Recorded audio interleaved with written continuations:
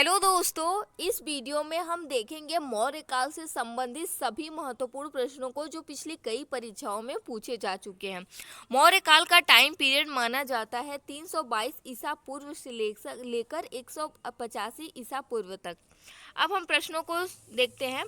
सबसे प्राचीनतम राजवंश है मौर्य वंश। मौर्य वंश की स्थापना कब मानी जाती है? 322 ईसा पूर्व। मौर्य वंश का संस्थापक कौन था? चंद्रगुप्त मौर्य। चंद्रगुप्त मौर्य का जन्म हुआ था 345 ईसा पूर्व। दोस्तों, इसका कोई चंद्रगुप्त का जन्म कब हुआ था, इनके माता पिता कौन थे, इसका कोई स्पष्ट प्रमाण प्राप्त नहीं हुआ है, लेकिन ये एक अनुमानित माना जाता है। धनानंद को हराने के बाद किसने चंद्रगुप्त मौर्य की मदद की थी? धनानंद को, जो नंद वंश का शासक था, उसको हराने में चंद्रगुप्त मौर्य की मदद करने वाले थे आचार्य चाणक्य। चंद्रगुप्त मौर्य का प्रधानमंत्री कौन था? आचार्य चाणक्य। चाणक्य के अन्य नाम थे विष्णुगुप्त और कौटिल्य। इन्हें विष्णुगुप्त और कौटिल्य भी कहा जाता था। चाणक्य द्वारा लिखित पुस्तक कौन सी है? चाणक्य ने अर्थशास्त्र नामक पुस्तक लिखी है, जो कि राजनीति पर आधारित है। किसकी तुलना मैकियावेली के प्रिंस से की जाती है? किसकी तुलना? कौटिल्य के मतलब कि चाणक्य के अर्थशास्त्र की तुलना मैकियावेली के प्रिंस से की जाती है। अगला प्रश्न है, मौर्य साम्राज्य में प्रचलित मुद्रा कौन थी? मतलब कि मौर्य साम्राज्य में, जैसे आज के समय में हमारे देश में रुपया चलता है और अमेरिका में डॉलर चलता है, उसी तरह मौर्य साम्राज्य में जो मुद्रा चलती थी उसको पड़ कहते थे। एक पड़, दो पड़, ऐसे पड़ उसको कहा जाता था। चंद्रगुप्त ने अपना अंतिम समय किस स्थान पर बिताया? चंद्रगुप्त की मृत्यु कहाँ पर हुई? चंद्रगुप्त की मृत्यु कर्नाटक के श्रवणबेलगोला में हुई संलेखना विधि द्वारा। चंद्रगुप्त ने सेल्यूकस निकेटर को कब हराया? चंद्रगुप्त ने 305 ईसा पूर्व में सेल्यूकस निकेटर को हराया। सेल्यूकस निकेटर ने अपनी पुत्री कार्नेलिया की शादी किसके साथ की थी? सेल्यूकस निकेटर ने चंद्रगुप्त के साथ अपनी पुत्री कार्नेलिया, जिसका दूसरा नाम हेलेना भी है, उसके साथ की थी। सेल्यूकस निकेटर ने युद्ध की संधि शर्तों के अनुसार कौन से 4 प्रांत चंद्रगुप्त को दिए? दोस्तों, सेल्यूकस निकेटर को हराने के बाद मतलब सेल्यूकस निकेटर जब हार गया, तब उसने अपनी पुत्री की शादी चंद्रगुप्त से करा दी। फिर उसके बाद सेल्यूकस निकेटर ने मतलब कि दहेज, मान लीजिए दहेज के तौर पर 4 प्रांत चंद्रगुप्त को उपहार में दिए। पहला था काबुल, दूसरा कंधार, तीसरा हेरात, चौथा मकरान, जो कि अभी अफगानिस्तान और पाकिस्तान में है।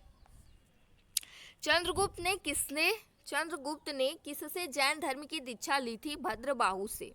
सेल्यूकस निकेटर का राजदूत कौन था जो चंद्रगुप्त के दरबार में रहा था? उसका नाम था मेगास्थनीज।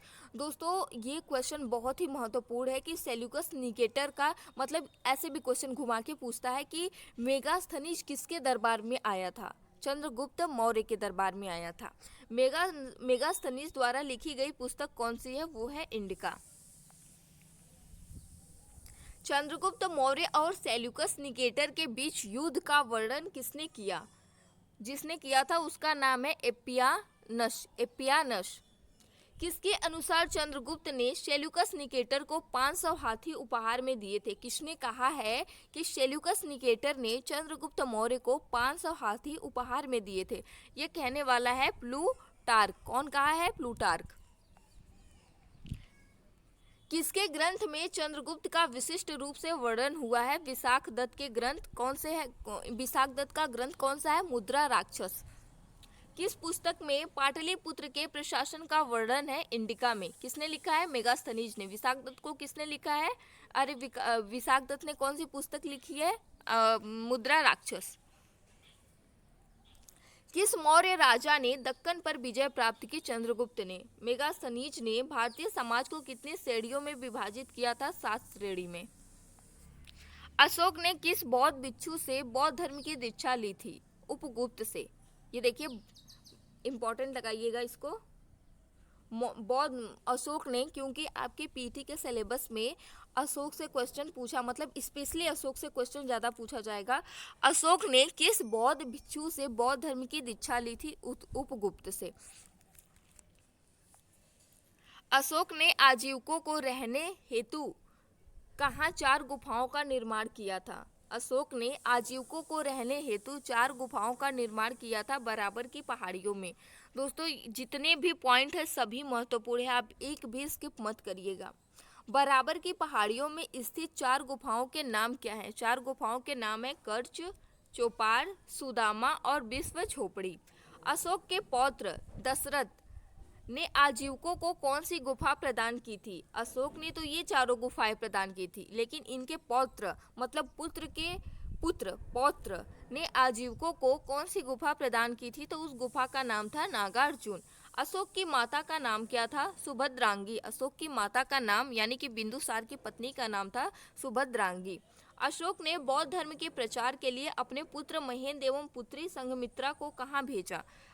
अशोक ने बौद्ध धर्म के प्रचार प्रसार के लिए अपने पुत्र महेंद्र और अपनी पुत्री संघमित्रा को श्रीलंका में भेजा। भारत में शिलालेख का प्रचलन सर्वप्रथम किसने किया? अशोक ने। सम्राट अशोक ने भारत में सबसे पहले शिलालेख का प्रचलन किया। अशोक के अभिलेख में किस लिपि का प्रयोग हुआ है? अशोक के अभिलेख में ब्राह्मी, खरगोष्ठी एवं ग्रीक अरमाइक लिपि का प्रयोग हुआ है। ग्रीक एवं अरमाइक लिपि का अभिलेख कहाँ से प्राप्त हुआ है? ग्रीक एवं अरमाइक लिपि का अभिलेख अफगानिस्तान से प्राप्त हुआ है। खरगोष्ठी लिपि के अभिलेख उत्तर पश्चिम पाकिस्तान से प्राप्त हुए हैं। ब्राह्मी लिपि के अभिलेख कहाँ से प्राप्त हुए हैं? शेष मतलब कि भारत से। ब्राह्मी लिपि भारत से संबंधित है, तो ब्राह्मी लिपि के अभिलेख भी जो है वो भारत से प्राप्त हुए हैं। अशोक के अभिलेखों को कितने भागों में बांटा गया है? अशोक के अभिलेखों को 3 भागों में बांटा गया है। पहला शिलालेख, दूसरा स्तंभलेख, तीसरा है गुहालेख। एथिनियस के अनुसार बिंदुसार ने सीरिया के शासक एंटियोकस फर्स्ट से क्या भेजने की प्रार्थना की थी? ये क्वेश्चन परीक्षा में पूछा जा चुका है कि एथिनियस के अनुसार बिंदुसार ने सीरिया के शासक से क्या क्या मंगाया था? मदिरा, सूखे अंजीर एवं एक दार्शनिक। क्या क्या मंगाया था? शराब यानी कि मदिरा, सूखा अंजीर और एक दार्शनिक। लेकिन वहाँ के जो राजा थे एंटोनियन मतलब सीरिया के जो राजा थे, इन्होंने मदिरा और सूखी अंजीर तो भेज दी, लेकिन इनसे ये कहा कि हम दार्शनिक का क्रय विक्रय नहीं करते हैं। बौद्ध विद्वान तारानाथ ने बिंदुसार को कितने राज्यों का विजेता बताया है? एक बौद्ध विद्वान है जिनका नाम है तारानाथ, इन्होंने बिंदुसार को 16 राज्यों का विजेता बताया है। बिंदुसार का उत्तराधिकारी था अशोक। अशोक का मगध गद्दी पर 269 ईसा पूर्व में बैठा था। राजगद्दी पर बैठने के समय अशोक कहाँ का राज्यपाल था? अवंती का। किस अभिलेख में अशोक का नाम अशोक मिलता है? मास्की, ये भी इम्पोर्टेंट है, मास्की एवं गुर्जरा अभिलेख से। पुराणों में अशोक को क्या कहा जाता है? अशोक वर्धन कहा जाता है। अशोक ने कलिंग पर आक्रमण किया था 261 ईसा पूर्व। आक्रमण के समय कलिंग की राजधानी थी तोसली। ये भी पूछा जाता है कि पहले कलिंग की राजधानी क्या थी, तो वो थी तोसली। पिलनी के अनुसार मिस्र के राजा जिनका नाम है फिलाडेल्फस टॉलमी सेकंड ने किसे अशोक के दरबार में भेजा? देखिए, चंद्रगुप्त मौर्य के दरबार में कौन आया था? मेगास्थनीज आया था, जिसने इंडिका ग्रंथ की रचना की थी। अब सम्राट अशोक के दरबार में कौन आया था? राजा फिलाडेल्फस ने किसको भेजा था? डियानिशियस को भेजा था। कौन आया था? डियानिशियस आया था। किस जैन ग्रंथ में चंद्रगुप्त के जैन धर्म अपनाने का उल्लेख मिलता है? किस जैन धर्म में चंद्रगुप्त के जैन धर्म अपनाने का उल्लेख मिलता है? परिशिष्ट परिवर्तन में। किस महीने से मौर्य का राजकोषीय वर्ष आरंभ होता था? आषाढ़ यानी कि जुलाई से। भारतीय लिखने की कला नहीं जानते, यह किसकी उक्ति है? मतलब ये किसका कथन है? मेगास्थनीज का। चंद्रगुप्त मौर्य का उत्तराधिकारी कौन था? बिंदुसार। बिंदुसार मगध की राजगद्दी पर बैठा था 298 ईसा पूर्व में। बिंदुसार का अन्य नाम था अमित्रघात, मतलब कि शत्रु विनाशक। अमित्रघात का अर्थ क्या होता है? शत्रु विनाशक। बिंदुसार किस धर्म का अनुयायी था? आजीवक संप्रदाय का। दोस्तों, चंद्रगुप्त मौर्य किस धर्म का अनुयायी था? जैन धर्म का। बिंदुसार की उसका बेटा बिंदुसार किस धर्म का था? ये देखिए, आजीवक संप्रदाय का अनुयायी था।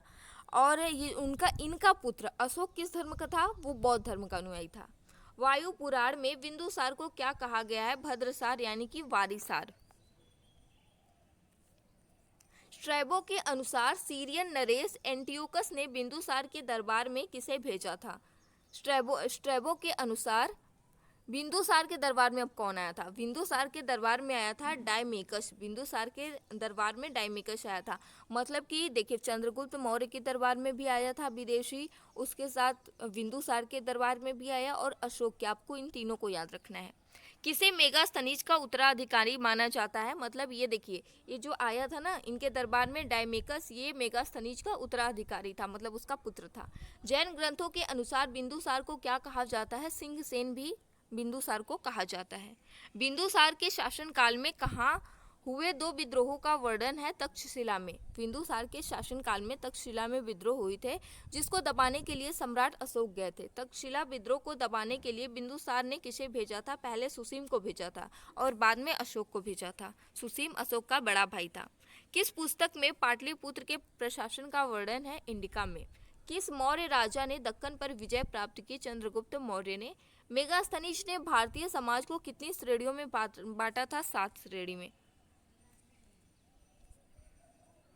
पाटलिपुत्र में स्थित चंद्रगुप्त का महल मुख्यतः किसका बना था? लकड़ी का। चंद्रगुप्त का महल लकड़ी का बना था। पाटलिपुत्र को किस शासक ने सर्वप्रथम अपनी राजधानी बनाया? चंद्रगुप्त मौर्य ने पाटलिपुत्र को अपनी राजधानी बनाया। किस अभिलेख से यह साबित होता है कि चंद्रगुप्त का प्रभाव पश्चिम भारत तक फैला हुआ था? रुद्रमन का जूनागढ़ अभिलेख।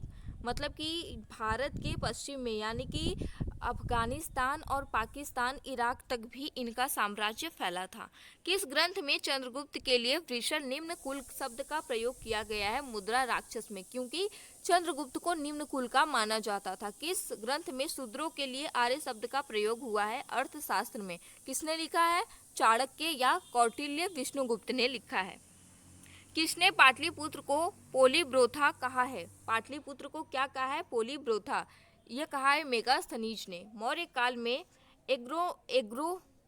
एग्रोनोमाई किसे कहा जाता है? सड़क निर्माण अधिकारी को मौर्य काल में क्या कहते थे? एग्रोनोमाई। नाम भी बड़ा अटपटा है। अशोक के शिलालेख की खोज किसने की थी? अशोक के शिलालेख की खोज माना जाता है कि 1750 में पादरेटी फैथेलर ने की थी। अशोक के शिलालेखों की संख्या 14 है। अशोक ने शिलालेख पढ़ने में सबसे पहले सफलता अशोक ने पूरा 14 शिलालेख लिखवाए थे। उसको पढ़ने में सबसे पहले सफलता किसे मिली थी? 1837 में जेम्स प्रिंसेप को मिली थी। किसको मिली थी? जेम्स प्रिंसेप को।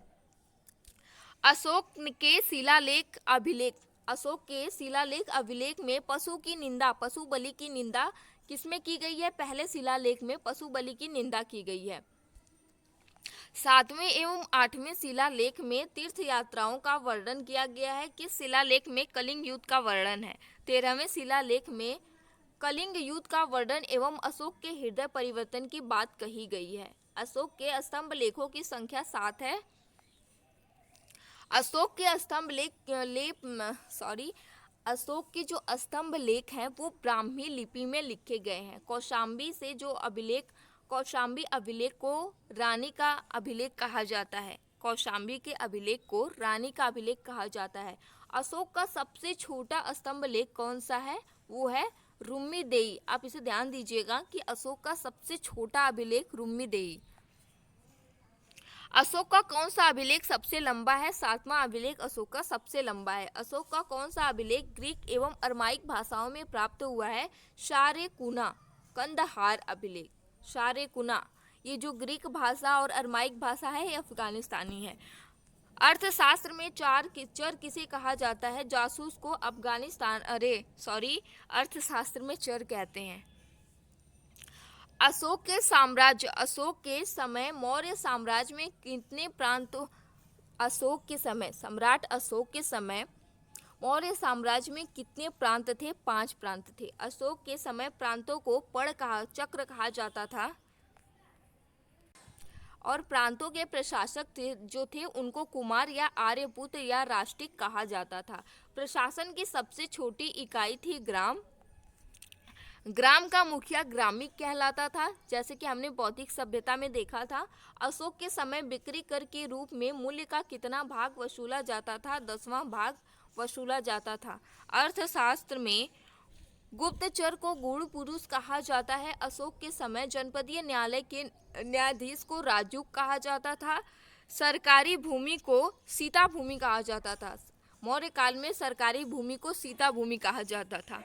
बिना वर्षा के अच्छी खेती वाली भूमि को अदेय मातृक कहा जाता था। जब वर्षा नहीं होती थी उसके बावजूद जहाँ पर अच्छी फसल होती थी उसको क्या कहा जाता था? अदेय मातृक कहा जाता। स्वतंत्र वेश्यावृत्ति मतलब कि अपनी मर्जी से वेश्यावृत्ति को अपनाने वाली महिला को कहा जाता था रूपा जीवा। मतलब जो महिला अपनी मर्जी से वेश्यावृत्ति को अपनाती थी उसे रूपा जीवा कहा जाता था। वह शासक कौन था जिसने राज सिंहासन पर बैठने के लिए अपने बड़े भाई सुसीम की हत्या की थी? सम्राट अशोक ने। सम्राट अशोक की माना जाता है कि इसने अपने 99 भाइयों की हत्या की थी राज सिंहासन पाने के लिए। सम्राट अशोक की वह पत्नी कौन थी जिसने उनको प्रभावित किया? तो उनकी वो पत्नी थी कारुवाकी। कौन सी पत्नी थी? कारुवाकी। अशोक ने अपने सभी अभिलेखों में एक रूपता से किस प्राकृतिक भाषा का प्राकृत का प्रयोग किया है? मगधी। मौर्य सम्राट अशोक का अन्य नाम है देवान प्रियदर्शी। कलिंग विजय के उपरांत अशोक महान ने किस धर्म को अपनाने को अंगीकार किया? मतलब कि कलिंग विजय के उपरांत अशोक ने कौन सा धर्म अपनाया? बौद्ध धर्म को। सांची किस कला व मूर्ति कला का निरूपण करता है? बौद्ध धर्म का। किस मौर्य शासक ने सहिष्णुता, उदारता और करुणा के विचित्र आधार पर राजवंश की स्थापना की? सम्राट अशोक ने। अशोक के शिलालेखों में प्रयुक्त भाषा कौन सी है? प्राकृतिक भाषा में अशोक के शिलालेख लिखे गए हैं। वह स्तंभ कौन सा है जिसमें अशोक ने स्वयं को मगध का सम्राट बताया है? भाब्रू स्तंभ में अशोक ने स्वयं को मगध का सम्राट बताया है। उत्तराखंड में अशोक का शिलालेख कहाँ पर प्राप्त हुआ है? उत्तराखंड में अशोक का शिलालेख कालसी में प्राप्त हुआ है। सांची का स्तूप अशोक ने बनवाया है, जो इनकी मृत्यु का मतलब किसकी मृत्यु का प्रतीक है? बौद्ध धर्म में मृत्यु का प्रतीक माना जाता है स्तूप। किसने बनवाया है? सांची का स्तूप बनवाया है अशोक ने। मध्य भारत में भागवत धर्म विकसित होने का प्रमाण किस स्तंभ लेख से प्राप्त होता है? भवन राजदूत होलियोडोरस के वेशनगर अभिलेख से। सर्वप्रथम भारतवर्ष का जिक्र किस अभिलेख में है? हाथी गुम्फा अभिलेख। सर्वप्रथम दुर्धीम की जानकारी देने वाला अभिलेख कौन सा है? सौगौरा अभिलेख। सती प्रथा का पहला लिखित साक्ष्य किस अभिलेख से प्राप्त होता है? एरड़ अभिलेख से। शासक भानुगुप्त ने लिखवाया है। किसके शासनकाल में है? भानुगुप्त के। यार, सती प्रथा का पहला लिखित साक्ष्य किस अभिलेख से प्राप्त होता है? एरड़ अभिलेख से। सर्वप्रथम भारत पर होने वाले हुड़ आक्रमण की जानकारी किस लेख से मिलती है? भीतरी स्तंभ लेख से। अगला है रेशम बुनकर किस श्रेणियों की जानकारी किस अभिलेख से प्राप्त होती है? मंदसौर अभिलेख से। अभिलेखों का अध्ययन कहलाता है एपिग्राफी। एपिग्राफी क्या कहलाता है? मतलब कि अभिलेखों का अध्ययन एपिग्राफी कहलाता है। प्राचीनतम सिक्कों को क्या कहा जाता है? आहूत सिक्के। प्राचीनतम सिक्कों को साहित्य में क्या कहा जाता है? क्या कहा जाता है? साहित्य में कहा जाता है कारसापड़ कहा जाता है। सर्वप्रथम सिक्कों पर लेख लिखने का कार्य किस शासक ने किया? यवन शासकों ने। कौन सा मौर्य राजा जनता से संपर्क में रहता था? कौन सा मौर्य राजा ऐसा था जो जनता के संपर्क में रहता था? सम्राट अशोक, महान सम्राट अशोक। अशोक ने कौन से शिलालेख संगम राज्य के बारे में बताते हैं? अशोक के कौन से शिलालेख संगम राज्य के बारे में बताते हैं? दूसरा और 13वां। श्रीनगर की स्थापना किस मौर्य शासक ने की? अशोक ने। किस श्रीलंकाई शासक ने अपने आप को मौर्य सम्राट अशोक के आदर्शों के अनुरूप ढालने की कोशिश की है? श्रीलंका के कौन से राजा हैं जिसने अपने आप को सम्राट अशोक के आदर्शों के अनुरूप ढालने की कोशिश की है? उस राजा का नाम है तिष्य। अशोक के काल में कौन सी लिपि दक्षिण भारत में प्रचलित हुई ब्राह्मी लिपि? किस स्थान से अशोक के स्तंभ के लिए पत्थर लिया जाता था? चुनार से। चुनार से अशोक के स्तंभ के लिए पत्थर लिया जाता था। वृष्टि क्या है? मौर्यकालीन वेगारी को वृष्टि कहा जाता है। अशोक के समय में मौर्य राजतंत्र के बारे में क्या विशेषता थी? अशोक के समय मौर्य राजतंत्र के बारे में ये पैतृक निरंकुशवाद था। बस थोड़ा सा और है। मौर्य वंश का अंतिम शासक था बृहदत्त। किस अभिलेख में चंद्रगुप्त मौर्य और अशोक दोनों का उल्लेख किया गया है? महाश्रपण रुद्रमन का जूनागढ़ अभिलेख। नाम भी देखिए कितना टेढ़ा नाम है, महाश्रषप। बृहदत्त की हत्या कब और किसने की? उसके सेनापति पुष्यमित्र शुंग ने 185 ईसा पूर्व में की थी। दोस्तों ये थे कुछ महत्वपूर्ण प्रश्न जहां भी मुझसे थोड़ा सा बोलने में जो भी है मिस गड़बड़ हो गया है, प्लीज़ उसके लिए मुझे क्षमा करिएगा। दोस्तों अगर आपको वीडियो पसंद आया होगा, क्वेश्चन पसंद आए हैं तो प्लीज़ इसे लाइक शेयर ज़रूर करिएगा और सब्सक्राइब करके बेल आइकन को प्रेस कर लीजिएगा। Thank you.